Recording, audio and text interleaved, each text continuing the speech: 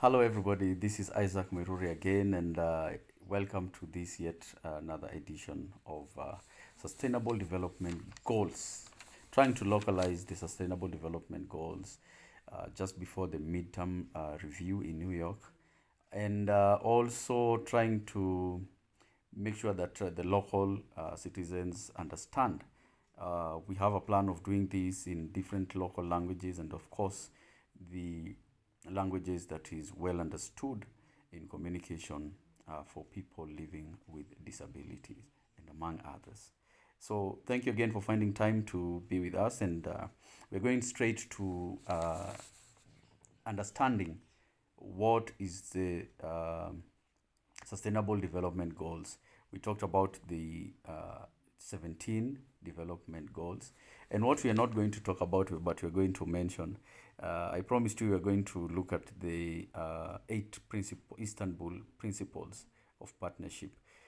But before that, I'd like to mention that the what was lacking in the Millennium Development Goals was um, targets and indicators. So for the Sustainable Development Goals, there are targets, and there are 169 targets. Apart from the targets, there are indicators. It has 247 indicators. So these are things that we're going to look very soon, and we are going to have a session specifically for those indicators. Now you see there are very many, and so it needs a lot of time as well and a lot of preparation. Um, Talking about partnership, I'd like to introduce a partnership and confirm to you that the partnerships that exist today in the world are three types. And so there is the traditional one where the West help the South, which is called the North-South partnership, whereby the North gives money, gives policy, gives direction, and gives timeline, and so on and so forth. And of course, also design laws for the same so that they can safeguard whatever they're doing, and of course, protect their interest as well. So the second type of partnership is the South-South. This is a relatively new partnership. It is barely 50 years. And so this is about the developing countries coming together, and of course trying to look at the potential that each other have and how they can not exploit but utilize this potential. And it sometimes it does not involve a lot of money that the North South really involves.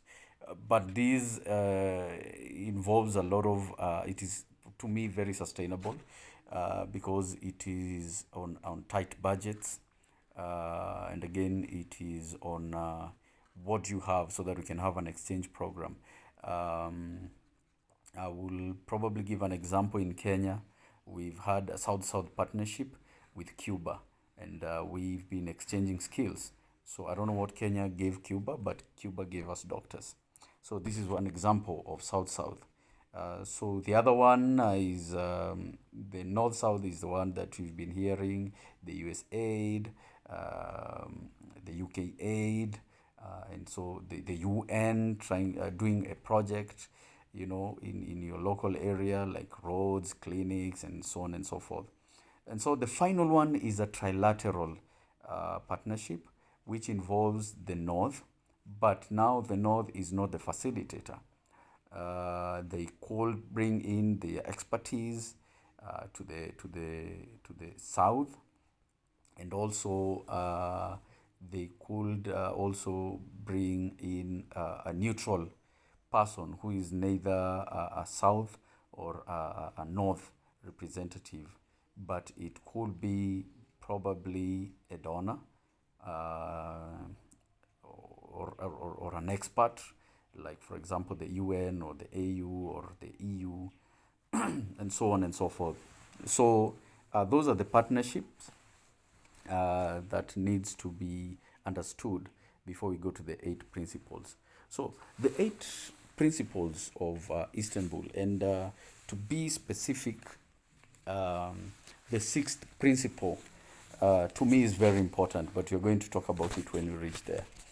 So the 8 Istanbul principles include: one, it talks about respect and promote human rights and social justice. Very important. And so the second one is it talks about gender equality and equity. Gender equality and equity. And then again, it talks about promoting women and girls' rights. So from human rights to gender rights. And of course, there are a lot of claims that now boys in Kenya, the boy child is endangered. And so probably this is something that we're going to look at in the context of equality and equity, right? And so number 3 is focus on democracy. And so I think democracy can be defined contextually. Each country has their own experiences, circumstances, and so democracy should not be taken as one court fit all process. And so everybody has to focus on empowering people to understand democracy, and that's why we were able to be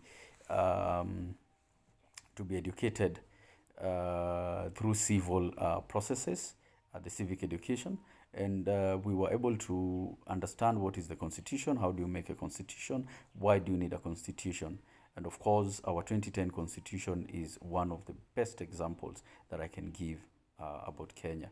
And so there was a lot of ideas where we are supposed to own, and people participated. So we were educated before we participated. And to me, this is very important. And so promoting environment and sustainability. Another thing that is in the Constitution, all these things are in the Constitution, the Kenyan Constitution, the Bill of Rights, whereby you find the human rights, the gender rights, and of course, with regard to democracy, we are the sovereign. That is in the preamble. It is the first clause. And again, what you're talking about, sustainability and the environment, we have a whole chapter on environment. And so number 5 is what I was saying. It is very important. It talks about the practice of transparency and accountability. Very, very broad in our constitution with regard to chapter 6 of ethics it talks about ethics and leadership. And so chapter 6 is very important. You can see it is here in the Istanbul principles. So number 6 talks about this is what I wanted to talk about, not 5. It talks about pursuing equitable partnership and solidarity. And this is important because it brings together governments. It has a principle called GPEC, whereby it brings all global partners together in an effective partnership with cooperation.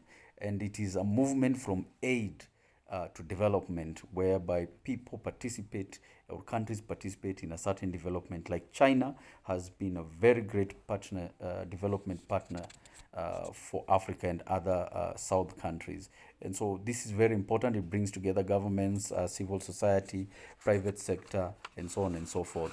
And so number 7, there is the creation.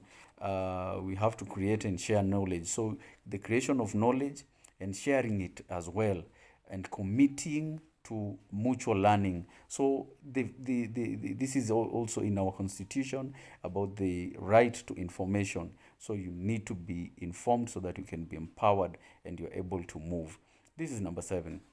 So the last one is commitment to realize positive, sustainable change. Very important. And all governments, whenever the government, political leaders, and other leaders have been sworn into office, appointed, or elected, they swear, and they swear their allegiance to the Constitution, and also to their belief, their faith, and also to protect all these principles that we're talking about. So we're going to reach there again for this session. Remember to like, subscribe, and follow us on the social medias. The address is Isaac Miruri Munza, and also the YouTube channel. You'll find us there, Isaac Miruri Imunza. Thank you so much and be blessed. See you soon.